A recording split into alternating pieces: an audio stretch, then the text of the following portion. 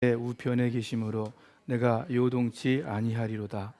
이러므로 내 마음이 기쁘고 내 영광도 즐거워하며 내 육체도 안전히 거하리니 이는 내 영혼을 음부에 버리지 아니하시며 주의 거룩한 자로 썩지 않게 하실 것임이니이다. 주께서 생명의 길로 내게 보이시리니 주의 앞에는 기쁨이 충만하고 주의 우편에는 영원한 즐거움이 있나이다. 아멘. 원래 이 말씀 메시아 구절이다 이렇게 이야기를 할 수 있습니다.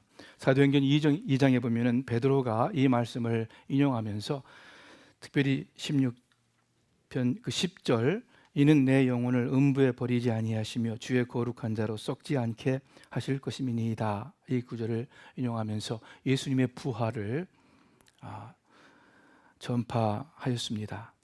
오늘은 그 10절이 아니라 8절과 9절과 11절을 중심으로 해서 참 기쁨의 비결이라는 제목을 가지고 말씀을 듣겠습니다. 사람은 누구나 다 행복을 추구합니다. 그러면 행복이 무엇입니까? 행복은 마음이 편안하고 안정되고 안심하고 또 감사하고 그리고 기쁨과 즐거움이 있는, 소망이 있는 그러한 상태를 가리켜서 아마 행복이라고 말할 수 있을 것입니다. 짧게 말해 우리 삶의 진정한 기쁨과 즐거움이 행복일 것입니다. 이 행복을 모두가 다 원합니다. 여러분, 우리가 식당 가서 맛있는 거 사 먹는 것 또는 백화점에 가서 쇼핑하는 것, 행복을 찾는 거예요. 새 차를 사고 또 좋은 새 집으로 이사를 가고 또 휴일이 되면은 캠핑 가고 여행을 계획하는 것, 이 모든 것들 다 어떤 기쁨과 즐거움을 위해서 행하는 것입니다. 부모님들이 자녀 교육을 위해서 애를 많이 쓰는데 그것도 결국은 우리와 우리 자녀들의 기쁨과 만족을 위해서 합니다. 미국에 온 것도 잡을 구하는 것도 열심히 일해서 돈 버는 것도 결국은 우리의 기쁨과 안정과 어떤 보람을 위해서입니다.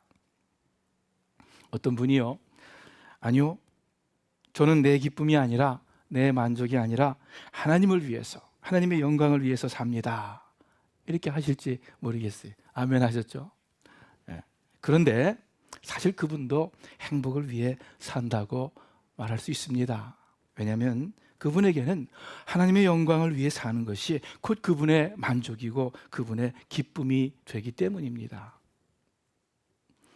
우리가 행복을 추구하는 것은 잘못된 것이 아닙니다. 정상적인 것이고 또 바른 것입니다. 그렇지 않은 것이 잘못된 거예요. 왜 그렇습니까? 하나님께서 우리를 그렇게 만드셨습니다. 왜 하나님께서 그렇게 우리가 행복을 추구하도록 만드셨습니까? 그것은 하나님께서 우리가 행복하고 기쁘게 살기를 원하시기 때문입니다. 성경에는 많은 명령이 있습니다. 하나님께서 요구하시는 것이 많은 것처럼 보입니다. 그런데 하나님께서 우리를 향해서 정말 원하시고 정말 바라는 것이 무엇일까? 한마디로 말하면 하나님께서 우리들이 하나님께 뭔가 잘 해드리기를 바라실까? 여러분, 근본적으로 그렇지 않습니다. 사도행전 17장 25절에 보니까 제가 읽겠습니다. 여러분 그냥 보세요. 또 하나님께서는 무슨 부족한 것이라도 있어서 사람의 손으로 섬김을 받으시는 것이 아닙니다. 그분은 모든 사람에게 생명과 호흡과 모든 것을 주시는 분입니다. 스스로 충만하신 하나님은 우리의 섬김을 필요로 하지 않으십니다. 그런 것 요구하실 이유가 없습니다. 한 구절 더 읽을게요. 욥기 22장 2절 3절 말씀입니다. 사람이 하나님께 무슨 유익을 끼쳐 드릴 수 있느냐? 아무리 슬기로운 사람이라고 해도 그분께 아무런 유익을 끼쳐 드릴 수가 없다. 내가 올바르다고 하여 그것이 전능하신 분께 무슨 기쁨이 되겠으며 내 행위가 온전하다고 하여 그것이 그분께 무슨 유익이 되겠느냐? 우리의 어떤 의로운 행위가 사람들에게는 인정을 받고 칭찬을 받을지 모르지만 하나님께는 그리 대단한 일이 아닙니다. 우리가 의로우면 얼마나 의롭겠습니까? 성경에 너희의 의는 다 더러운 옷 같다. 하나님 앞에 정말 보잘것없는 것이다. 그렇기 때문에 오늘 본문이 아니라 욥기에 내가 올바르다고 하여 그것이 전능하신 분께 무슨 기쁨이 되겠느냐 말씀하십니다. 그러면 여러분, 하나님께서 우리에게 원하시는 것이 무엇일까? 하나님 당신을 잘 섬기는 것도 아니고 우리가 바르고 의롭게 사는 것도 아니라면 하나님은 우리에게 무엇을 가장 바라실까? 한 가지예요. 하나님께서 여러분과 저에게 바라는 것, 그리고 근본적으로 이 한 가지 뿐입니다. 하나님은 우리의 행복을 원하십니다. 여러분과 제가 진정한 기쁨과 즐거움을 갖고 살기를 원하십니다. 예레미야 29장에 있는 말씀 우리가 다 같이 읽겠습니다. 다 같이 읽죠. 시작. 나 여호와가 말하노라. 너희를 향한 나의 생각은 내가 아나니 재앙이 아니라 곧 평안이요 너희 장래에 소망을 주려 하는 생각이라. 우리에게 평안과 소망, 곧 행복을 주려는 것이 하나님의 생각이에요. 그것이 하나님의 바람이에요. 이러한 하나님의 바람은 우리가 자녀들을 생각해 볼 때 어렵지 않게 알 수 있습니다. 여러분 자녀에게 무엇을 바라십니까? 공부 잘하는 모범생 되고, 그래서 좋은 학교 가고, 그래서 좋은 직장 갖고, 좋은 배우자 만나서 좋은 가정 이루고, 또 우리가 그래도 그리스도인이니까 믿음 생활 바로 잘하고, 이런 것들 바라겠죠. 그러나 이것을 한마디로 말한다면 우리가 원하는 것은 우리의 자녀들이 이 세상을 기쁘고 밝게, 건강하고 평안하게 사는 것입니다. 즉 그들이 행복하게 사는 것을 가장 바랍니다. 자녀가 공부도 잘하고 모범생이고 부모 말 고분고분 잘 듣고 좋은 학교 다니고 또 나와서 좋은 직장 잡고, 그렇다 해도 뭔지 스스로의 삶이 어둡고 우울하고 그 마음이 괴롭다면 여러분 어떻겠어요? 예? 공부를 좀 못해도, 자랑스러운 모범생이 좀 못된다 할지라도 그 스스로 밝고 건강하게 기쁘게 산다면 부모에게는 그보다 더 좋은 것이 없는 것입니다. 그것이 정상적인 부모의 마음이에요. 얼마 전에 인터넷에서 한 글을 보았어요. 어떤 고등학생 딸아이가 수학시험을 망치고 어렵게 그 엄마한테 이야기를 했는데 그 엄마의 반응이 아주 감동적입니다. 그래서 이 애가 자기 엄마의 반응을 트위터에 올렸어요. 화면에 나오죠? 밑에 I told my mom I failed my math test and this was her response. 수학시험에 fail했어요. 떨어졌어요. 그러니까 엄마가 뭐라 그럽니까? 위에 I don't care. If you fail your math test, 너 수학시험에 망쳤대도 괜찮아. 네 SAT 점수가 1000점 밑이라도, GPA가 2.0 미만이라도 괜찮아. 내가 스탠포드 대학에 못 들어가도 괜찮단다. 그러나 나는 내가 울면 괜찮지 않아. 내가 스트레스 받고 힘들어하면 나는 괜찮지가 않구나. I care. If you are unhappy, 네가 행복하지 않으면 내 마음이 좋지가 않아. 여러분 하나님도 마찬가지예요. 아니 하나님 더 하시지 않겠습니까? 좋은 수학 점수가 하나님께 무슨 유익이 되겠습니까? 우리가 의롭고 바르게 산다고 해서 완전 무결하고 전능하신 하나님께 무슨 기쁨이 되겠습니까? 우리가 세상에서 이름난 사람이 되든 또는 반대로 좀 못난 사람이 되든 그것이 하나님께 무슨 그리 큰 관심거리가 되겠습니까? 천지 만물을 창조하신 영원하신 하나님께. 그러나 우리가 힘들고 아프면 하나님은 케어하세요. 하나님은 우리가 언해피한 것을, 불행한 것을 그냥 보고 계실 수가 없는 분입니다. 우리를 사랑하시는 우리의 아버지이시기 때문에 그래요. 우리의 기쁨과 즐거움을 가장 바라시는 분이시기 때문에 그렇습니다. 여러분, 그래서 하나님께서 예수님을 이 땅에 보내신 것 아닙니까?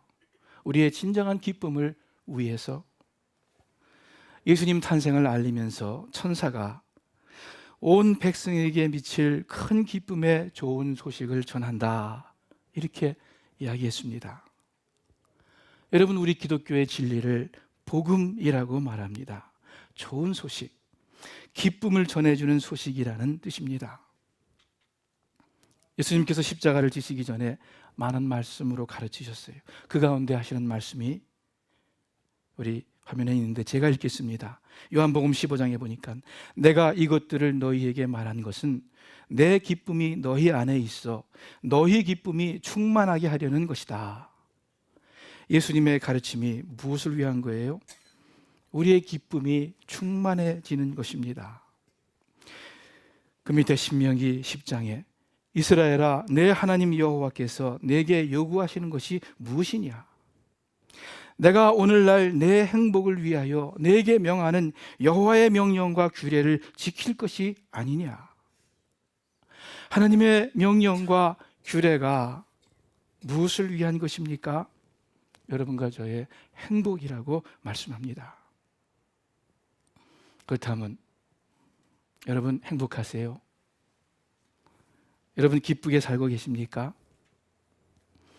여호와는 나의 목자시니 내가 부족함이 없으리로다. 이런 평안과 안식이, 감사가 여러분 마음 가운데 있습니까? 지금 이 순간 이 자리 말고요.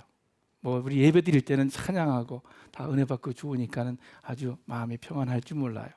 그런데 이 자리가 아니라 여러분 가정에서 배우자와 함께 있을 때, 또는 친척들과, 또는 이웃들과, 아니면 여러분 일터에서 여러분 이 기쁨과 즐거움이 있습니까? 혹시 우리의 충만한 기쁨과 행복을 막는 요소들이 우리 가운데 있지 않습니까?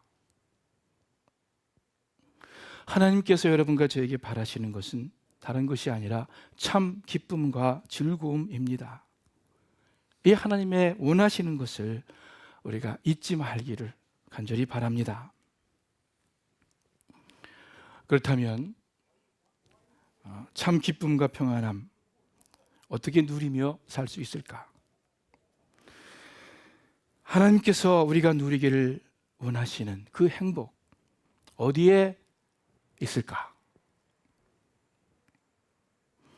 옛날에 저희가 어렸을 적에 이 다방이나 이발소, 미장원 같은 데 가면 가끔 이런 시들이 그 벽에 걸려 있었습니다. 요즘에는 못 볼 거예요. 잘. 산 너머 저쪽, 하늘 저 멀리 행복이 있다고 말들 하기에 남 따라 행복을 찾아갔다가 눈물만 머금고 뒤돌아왔네. 산 너머 저쪽, 하늘 저 멀리 행복이 있다고 사람들은 또 말들 하네. 요즘에는 약간 좀 촌스럽게 느껴지는 시예요. 그러나 맞아요. 여러분의 행복이 어디 있습니까? 우리 마음에 참다운 기쁨과 즐거움 어디서 찾을 수 있습니까? 오늘 설교의 제목 참 기쁨의 비결입니다. 오늘 본문이 그 비결을 간단하게 그러나 확실하게 우리에게 말씀하고 계십니다. 내가 여호와를 항상 내 앞에 모심이요 그럴 때 그가 내 우편에 계심으로 내가 요동치 흔들리지 아니하리로다. 안정하리라. 이러므로 내 마음이 기쁘고 내 영광도 즐거워하며 내 육체도 안정이 거하리니. 주께서 생명의 길로 내게 보이시리니 주의 앞에는 기쁨이 충만하고 주의 우편에는 영원한 즐거움이 있나이다.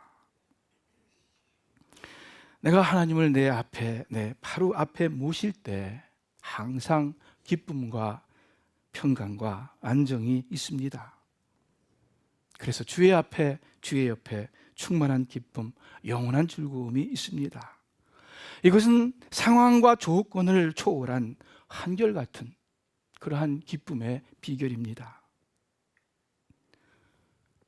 여러분, 이 기쁨의 비결이 있다는 것을 기억하시기를 바라요. 그리고 하나님께서 원하시고 또 우리가 할 수 있도록 예비하신 그 기쁨을 놓치지 마시기를 간절히 바랍니다. 이 시는 다윗이 지은 시입니다. 성경에서 그 다윗처럼 많은 어려움과 슬픔을 당한 사람도 별로 없을 거예요. 그래서 다윗의 많은 시들이 고통 속에 하나님께 부르짖고 호소하는 내용들입니다. 그런데 더 중요하고 더 감동적인 것은 그런 시련과 어려움 가운데에서 또한 다윗처럼 그렇게 깊게 아름답게 기쁨과 평안을 노래한 사람이 없습니다. 우리가 가장 잘 아는 여호와는 나의 목자시니 내가 부족함이 없으리로다. 그가 나를 푸른 풀밭에 누이시며 쉴 만한 물가로 인도하시는도다. 얼마만 큰 평안과 안식을 노래합니까? 또 다윗이 이렇게 노래합니다. 하나님께서 내 마음에 두신 기쁨은 저희의 곡식과 새 포도주의 풍성할 때보다 더하니이다. 다윗의 이 만족과 평안과 기쁨의 이유가 무엇입니까? 오늘 그가 본문에서 고백하는 것처럼 내가 여호와를 항상 내 앞에 모심이요. 그래서 주님이 우편에 계시고 내가 주님 앞에 있고 주의 앞에는 기쁨이 충만하고 주의 우편에는 영원한 즐거움이 있나이다. 이 시의 저자인 그 다윗의 삶을 통해서 좀 더 여호와를 내 앞에 모심이요, 이 뜻이 무엇인지 살펴볼게요. 첫째, 여호와를 항상 내 앞에 모신다는 것은 늘 하나님을 의지해서 하나님께 기도한다는 것입니다. 다윗의 수많은 시들이 거의 다 하나님을 향한 진실하고 간절한 기도들입니다. 여호와여 나의 기도를 들으시며 나의 부르짖음에 귀를 기울이소서. 내가 눈물 흘릴 때에 잠잠하지 마옵소서. 눈물 흘리며 간절히 기도했습니다. 내가 여호와를 기다렸더니 귀를 기울이사 나의 부르짖음을 들으셨도다. 계속해서 하나님께 기도했어요. 그래서 하나님의 응답을 받았습니다. 내가 새벽 전에 부르짖으며 주의 말씀을 바랐다. 내가 밤새 주의 이름을 불렀다. 다윗은 기도를 많이 하신 분입니다. 전쟁과 정치의 모든 일 가운데 늘 기도하며 하나님께 묻고 하나님의 지시를 따른 사람임을 알 수 있습니다. 물론 다윗도 죄인이에요. 여러분과 저와 마찬가지로 부족하고 허물이 많은 사람입니다. 그러나 여호와를 항상 내 앞에 모심이요 하면서 고백할 정도로 주님과 함께 했던 사람입니다. 여러분과 제가 하나님 앞에 엎드려 진심으로 기도할 때 하나님 앞에 나오는 것입니다. 그것이 여호와를 내 앞에 모시는 것입니다. 하나님께서 내 우편에 내 앞에 계십니다. 그러면 마음이 가라앉고 안정이 됩니다. 내가 있어야 할 바로 그 자리에 나왔음을 내가 알게 됩니다. 기쁨과 평강과 능력의 장소가 됩니다. 둘째, 여호와를 항상 내 앞에 모신다는 것은 하나님의 말씀을 항상 내 마음에 두고 늘 가까이 한다는 뜻입니다. 다윗이 또 이렇게 노래하죠. 이는 내가 여호와의 도를 지키고 악하게 내 하나님을 떠나지 아니하였으며 그 모든 규례가 내 앞에 있고 내게서 그 율례를 버리지 아니하였음이로다. 여호와를 항상 내 앞에 모신다는 것은 하나님의 규례를 내 앞에 둔다는 것입니다. 그 말씀을 생각한다는 거죠. 또 다른 시에 나의 하나님이여 내가 주의 뜻 행하기를 즐기오니 주의 법이 나의 심중에 있나이다 하였나이다. 하나님의 말씀을 늘 마음에 간직하고 있는 것입니다. 설교 들을 때만이 아니라, 성경 공부 시간만이 아니라 늘 하나님의 법을 마음에 두고 삽니다. 또한 마음에 둘 뿐만이 아니라 어떻게 해서든지 하나님의 법을 순종하려고 애쓰는 것이 하나님을 앞에 모시고 사는 그런 것일 겁니다. 아까 읽었죠? 내 행복을 위하여 내게 명하는 여호와의 명령과 규례를 지킬 것이 아니냐. 세 번째, 여호와를 항상 내 앞에 모신다는 것은 하나님을 의식하며 하나님 앞에서 산다는 것입니다. 다윗이 바세바와의 죄를 깨닫고 나단 선지자 앞에 와서 회개를 합니다. 나단이 책망할 때 회개를 하는데 이렇게 얘기하죠. 대저 나는 내 죄가를 아오니 내 죄가 항상 내 앞에 있나이다.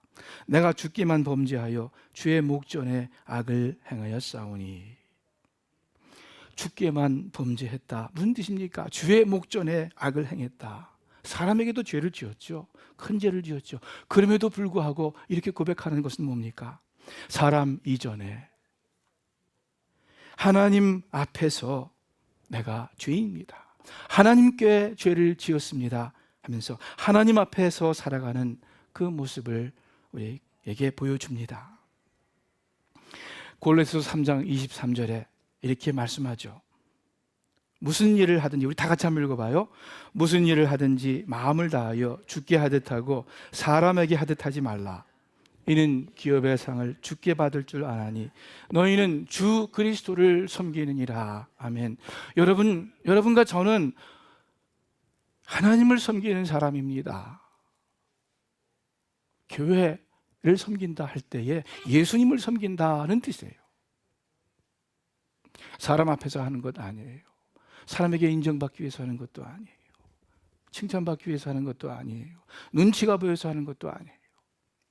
하나님 앞에서 하나님을 위해서 하나님을 섬기는 그러한 삶입니다. 이것이 여호와를 내 앞에 모시고 사는 삶입니다.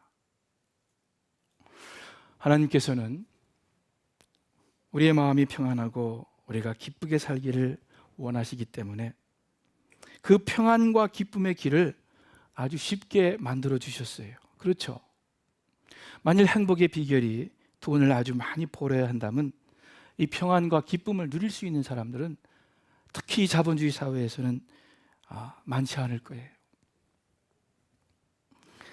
만일 행복의 비결이 A를 받는 우등생이어야 한다면 머리가 좋지 못한 사람은 결코 행복할 수 없을 거예요.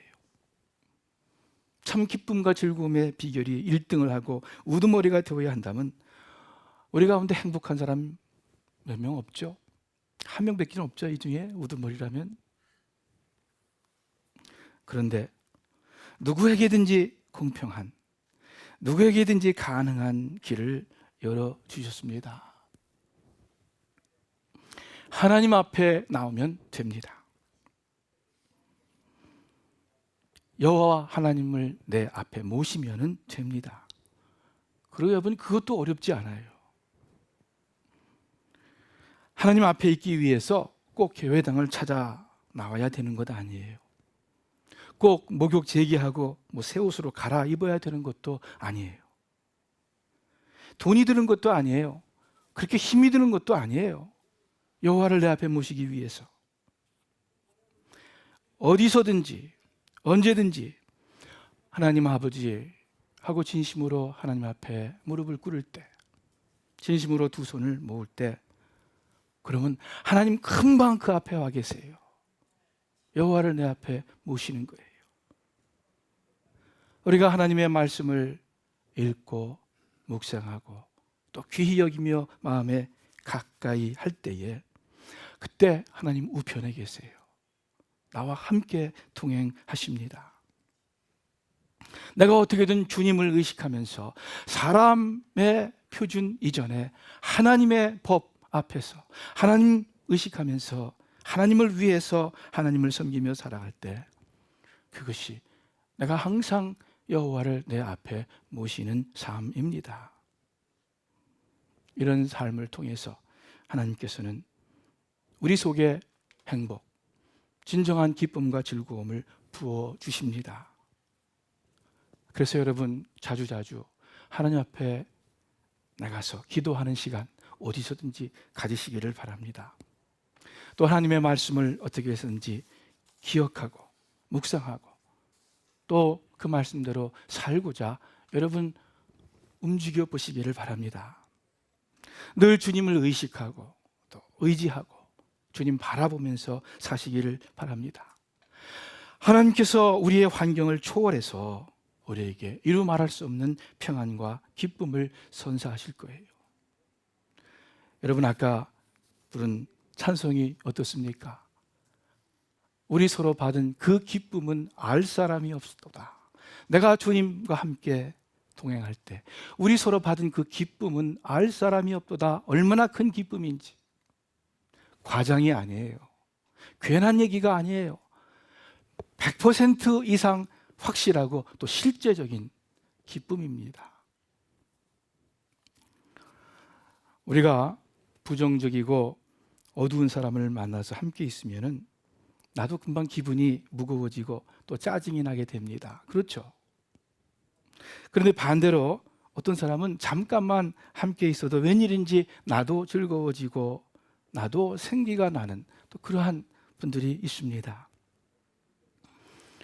대체로 예쁜 어린아기, 예쁜이 아니라 그냥 모든 어린아기를 보면은 예뻐라 하면서 이렇게 토닥거리고 안아줍니다. 그때 그 어린아기가 나에게 주는 것 없어도 그냥 밝고 천진무구한 어린아이를 보기 때문에, 만나기 때문에 잠시일지라도 우리의 마음도 밝고 명랑하게 됩니다. 그 어린아기 때문에. 한번 생각해 보세요. 밝고 순진한 어린애를 볼 때 우리의 마음도 밝고 명랑해진다면, 좀 은혜 있는 믿음의 분들과 몇 마디 주고받을 때 나에게도 그 좋은 것이 전달이 된다면, 그렇다면 우리가 하나님을 만나서 함께 있으면 우리의 마음이 어떻게 되겠습니까? 천지 만물을 지으신 하나님, 생명의 근원 되시는 하나님, 모든 기쁨과 소망의 근본이신 주님, 그 은혜의 원천이신 주님을 내 앞에 모시고 함께 한다면, 그분이 내 옆에 함께 하신다면 얼마나 우리가 밝고 명랑하고 또 평안하고 또 힘이 샘솟겠느냐, 그거예요. 이 인간을 만나서도 좋은 영향을 받을진데, 하물며 절대 거룩하시고 절대 선하신 하나님을 내 앞에 모실 때에 얼마만큼 좋은 최고의 것을 누리지 않겠습니까? 주의 앞에 기쁨이 충만하고 주의 우편에 영원한 즐거움이 있습니다. 이렇게 고백하는 거예요. 그래서 우리 사랑하는 스마교회 식구 여러분들, 모세가 시내산에서 내려올 때 얼굴이 빛났다 그랬어요. 하나님 만났기 때문에, 친구처럼 이야기했기 때문에. 스데반이 순교할 때에 그 얼굴이 천사처럼 빛났다 그랬어요. 왜요? 하늘이 열리고 그 하나님 보좌와 하나님 우편에 계신 예수 그리스도를 보았기 때문에, 그렇게 가깝게 만났기 때문에 그 얼굴이 천사처럼 빛났어요. 모세나 스데반에게나 하나님은 동일하게 우리에게 역사하십니다. 우리가 여호와를 내 앞에 모실 때, 내가 그분과 함께 할 때 내 얼굴이 빛이 날 거예요. 진정한 기쁨과 즐거움의 삶을 살 수 있을 것입니다. 마지막으로 부탁드립니다. 다시 한번 꼭 기억하세요. 잊지 마세요. 하나님께서 여러분과 저에게 가장 바라시는 것, 또 유일하게 바라시는 것, 여러분과 제가 늘 행복하게 참 기쁨과 즐거움을 누리며 살기를 원하십니다. 여러분과 제가 진정으로 기쁘게 살 때에 그때 바로 하나님이 가장 기뻐하십니다. 하나님을 기쁘시게 해드리는 여러분과 제가 되기를 우리 주님의 이름으로 축원합니다. 기도하겠습니다. 하나님 감사합니다. 하나님께서 원하시는 것이 우리의 진정한 복, 진정한 행복임을 또 알고 감사를 드립니다. 하나님, 우리의 진정한 기쁨이 이 세상의 것 가지고 채울 수 없음을 저희들 고백합니다. 그러나 하나님 앞에 주님 우편에 이루 말할 수 없는 상황을 초월하는 기쁨이 있음을, 영원한 즐거움이 있음을 말씀을 통해서 저희들 알고 또 믿습니다. 늘 성령님께서 깨우쳐 주셔서 하나님께서 바라시는 대로 그 기쁨과 즐거움을 누리면서 뿐만 아니라 다른 이웃에게도 증거하면서 전하면서 살아가는 저희들 되게 하여 주시옵소서. 예수님의 이름으로 기도합니다. 아멘.